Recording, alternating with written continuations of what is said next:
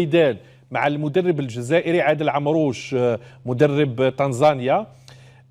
تبدو مسألة فيها وعليها، لأنه عادل عمروش لا يتكلم بصفته كجزائري، وهذا اللي بغينا نوصله لبعض الأصوات في المغرب، وإنما يتكلم بصفته مدرب لمنتخب يرى بأن حقوقه تهضم، يعني بأن الاتحادية المغربية وفوزي لقجع، وهذا ليس جديدا، يتدخل في كل صغيرة وكبيرة ويريد أن يوفر كل الشروط حتى يفوز منتخب المغرب بهذه الكأس. فكيف شاهدت حالة الغضب والانزعاج والهجوم المغربي على عمروش، وأيضا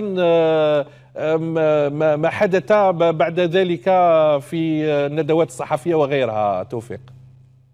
نعم، هذا ليس سرا وليس جديدا بأنه فوزي لقجع يتحكم في دواليب الكاف، وصار الآمر الناهي في أروقة الاتحاد